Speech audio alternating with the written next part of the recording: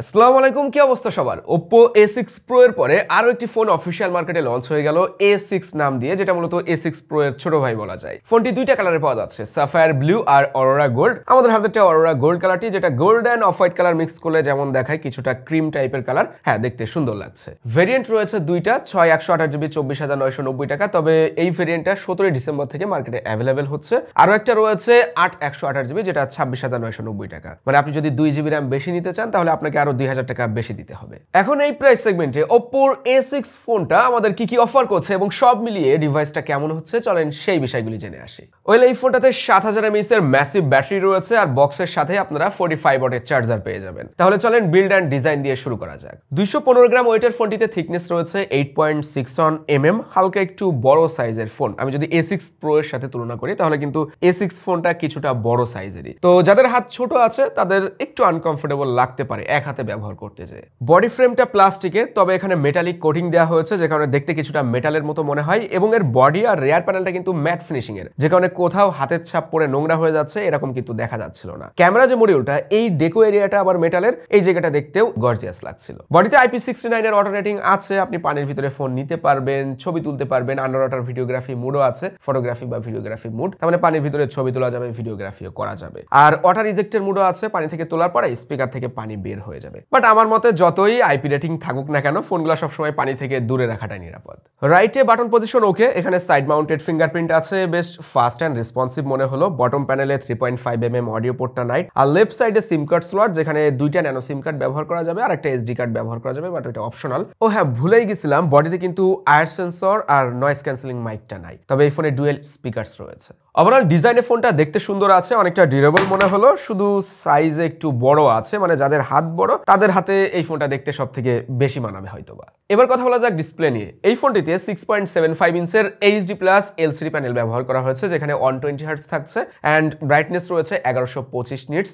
এটা HBM, typical brightness রয়েছে 800 nits. এমনিতেই ডিসপ্লেটার ব্রাইটনেস খুবই ভালো আছে, আমরা দেখলাম সরাসরি রোদের ভিতরে ব্যবহার করে যথেষ্ট ব্রাইটার মনে হচ্ছিল, বেসিক কাজগুলো আরামসে করা যায়, মানে ব্রাইটনেস নিয়ে কোনো সমস্যা নেই। কিন্তু এই ফোনের যে বেস ভেরিয়েন্ট সেটার দামও 25,000 টাকা, মানে এই সময় এসে 20,000 টাকা প্লাস প্রাইস রেঞ্জের একটা ফোনে HD+ রেজোলিউশন, যে জায়গাটা আমার কাছে বেমানান মনে হচ্ছে। হ্যাঁ, LCD গুড একটা অপশন, অনেকেই অ্যামোলেডের গ্রিন লাইনের ভয়ে LCD পছন্দ করে থাকেন, সেটা খারাপ না। বাট যে প্রাইস সেগমেন্টে ফোনটা লঞ্চ করা হয়েছে, আমার মতে এই ফোনটা অবশ্যই ফুল HD+ রেজোলিউশন ডিজার্ভ করে। HD+ এর ব্যাপারটা বাদ রাখলে ডিসপ্লে কোয়ালিটি গুড এনাফ, যথেষ্ট saturated and vibrant colour produce করতে পারে। যখন ফোনটা আমি প্রথমে হাতে রাখছিলাম মনে হচ্ছিল না যে এটা একটা IPS ডিসপ্লে, কারণ IPS এর ভিতরেও ভালো মন্দ ব্যাপার রয়েছে। যাই হোক, এই ডিসপ্লেতে আমরা ইউটিউবে দেখলাম 1080p রেজোলিউশনের ভিডিও দেখা যাচ্ছিল। হ্যাঁ, HD+ হওয়াতে আপনি যখন কাছ থেকে ভিডিও দেখবেন, কন্টেন্ট এক্সপেরিয়েন্স করবেন, তখন কিছুটা শার্পনেসের ঘাটতি খেয়াল করা যায়। তবে ইউটিউবে যেহেতু হাই রেজোলিউশনের ভিডিও দেখা যাচ্ছিল, ওই ব্যাপারটা খুব একটা নোটিসেবল ছিল না। কনসোল ডিসপ্লে বেজেল এরিয়াটা ওকে মনে হলো, লোয়ার চিনটা বেশ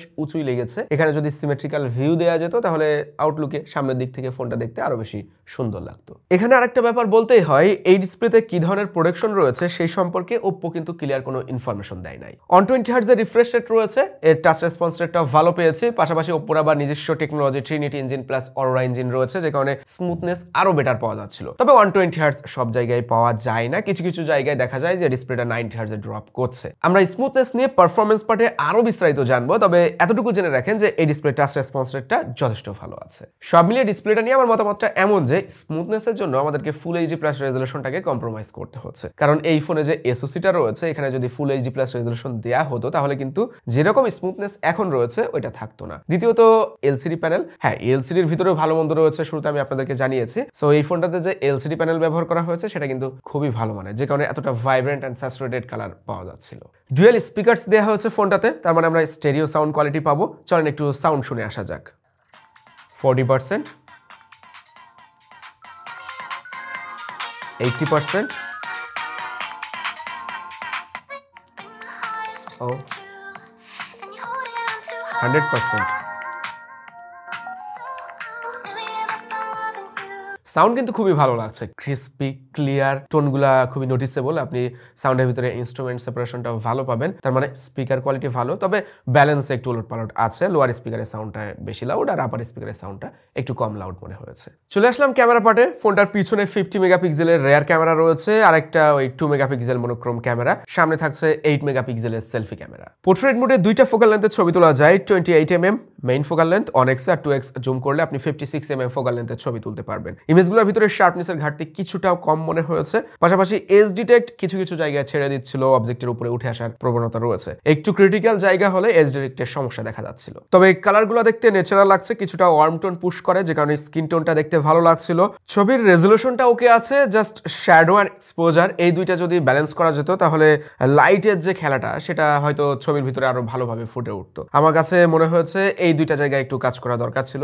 আর লো লাইটের ছবিগুলোতে দেখলাম সফটনেসের ব্যাপারটা খেয়াল করা যাচ্ছিল। হ্যাঁ, এরকম বাজেটের ফোনে আমরা জানি যে লো লাইটে একটু সফট করে ফেলে অত বেশি ডিটেলস পাওয়া যায় না। কালারগুলোকেও হালকা একটু অস্টাউটের দিকে নিয়ে যাচ্ছিল, আর একটু মনে হচ্ছে ভাইব্রেন্ট ছবি হলে হয়তো লো লাইটে দেখতে ভালো লাগতো। সেলফি ক্যামেরাতে রয়েছে 8 মেগাপিক্সেল, এই সময় এসে 16 বা 32 মেগাপিক্সেল দরকার ছিল, কারণ এখন অনেক বেশি আমরা ছবি তুলে আপলোড করি, সো সামনের ক্যামেরাটা ইম্পর্টেন্ট এক কথায়। 8 মেগাপিক্সেল হিসাবে ছবির কোয়ালিটি খুব একটা খারাপ মনে হয়নি। জুম করলে বোঝা যায় যে ডিটেলস কম আছে, তাছাড়া ছবি নর্মালি দেখলে বোঝা যাচ্ছিল না যে এটা 8 মেগাপিক্সেল দিয়ে তোলা হয়েছে। ফেস টোন, কালার এগুলা সবই ন্যাচারাল মনে হচ্ছে, ওভার স্যাচুরেটেড বা বুস্টেড মনে হচ্ছিল না। কন্ট্রাস্ট রেশিওটা ব্যালেন্স আছে, ওভারঅল ছবিগুলো দেখতে ভালোই লাগছিল।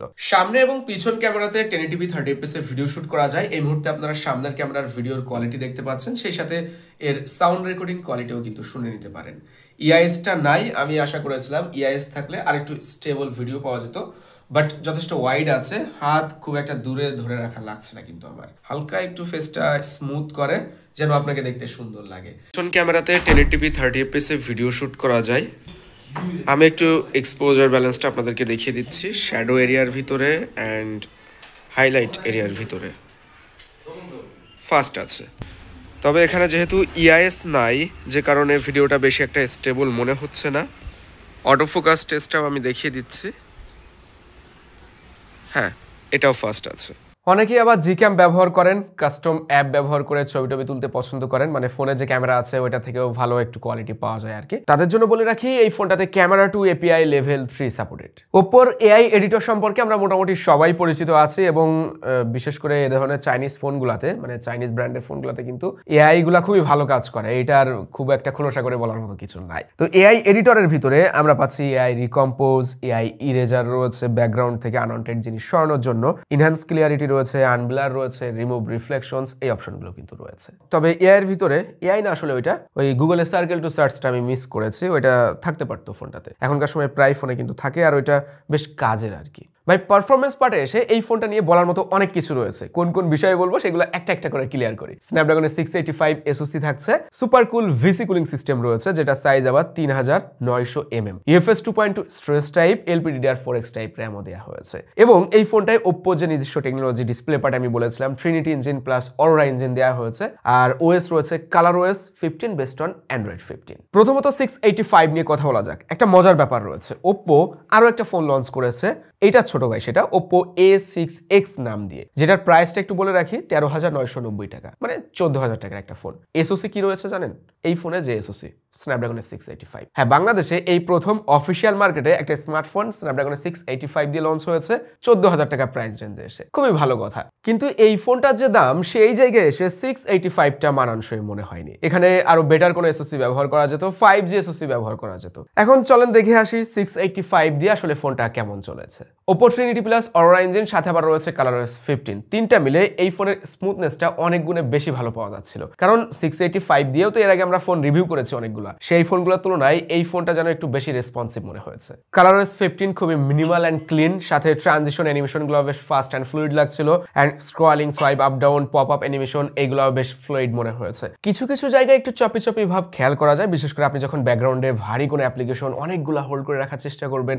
দুই একটা গেম আপনি রাখার চেষ্টা করবেন, ওই সময় দেখবেন যে গেমে ঢোকার সময় ল্যাগ দিচ্ছে, আবার গেম থেকে বের হয়ে যাওয়ার সময় একটু ল্যাগ ট্যাগ দিচ্ছে। তো ওই ব্যাপারগুলো কিন্তু লক্ষণীয় ছিল। ফোনটাতে ব্যাটারি রয়েছে 7000 mAh এর 45 ওয়াটের চার্জার, যেটা দিয়ে আপনি 1 ঘন্টা 40-45 মিনিটের ভিতরে ফোনটাকে ফুল চার্জ করে ফেলতে পারবেন। এখানে মজার ব্যাপার হলো ব্যাটারির লাইফ সাইকেলটা অনেক বেশি, 1800 লাইফ সাইকেল দেওয়া হয়েছে, যেখানে ওপ্পো ক্লেম করছে 5 বছর ব্যাটারি হেলথ এর ভালো থাকবে, মানে 80% ক্যাপাসিটি ধরে রাখতে পারবে 5 বছর পর্যন্ত, তারপরেও এটা ইউজেবল থাকবে এক কথায়। এখন পারফরমেন্সের ব্যাপারটা আমরা বিভিন্ন টেস্ট করে আপনাদেরকে জানাই, অনেকেই জানেন যে আমরা ব্যাটারি ড্রেন ফিঙ্গারপ্রিন্ট টেস্ট করি, আমরা টেম্পারেচার টেস্ট করি, কেমন গেম টাইম এফপিএস পেয়েছি সেগুলো টেস্ট করি। চলেন সেই রেজাল্টগুলো জেনে আসা যাক। পাবজি গেম আমরা ফোনটাতে সুপার স্মুথ সেটিংসে 60 এফপিএস না, এটা 50 এফপিএস দেয়। সুপার স্মুথ সেটিংসে আমরা খেলেছি, 30 মিনিট খেললাম, দেখলাম ব্যাটারি ড্রেন হয়েছে 6%। ওকে, ভালো জায়গায় আছে। টেম্পারেচার টেস্ট করেছি যেখানে আমরা 35 থেকে 36 ডিগ্রি সেলসিয়াস পেয়েছি, এটাও গ্রেট। এরপর আমরা ভিডিও কল টেস্ট করলাম যেখানে দেখেছি 30 মিনিট ভিডিও কলে এগেইন 6% ব্যাটারি ড্রেন হয়েছে অ্যান্ড টেম্পারেচার চলে যাচ্ছিল 34 ডিগ্রি সেলসিয়াসে, এটাও গুড পজিশনে আছে। কেননা ভিডিও কলে কথা বলার সময় এই সকল ফোন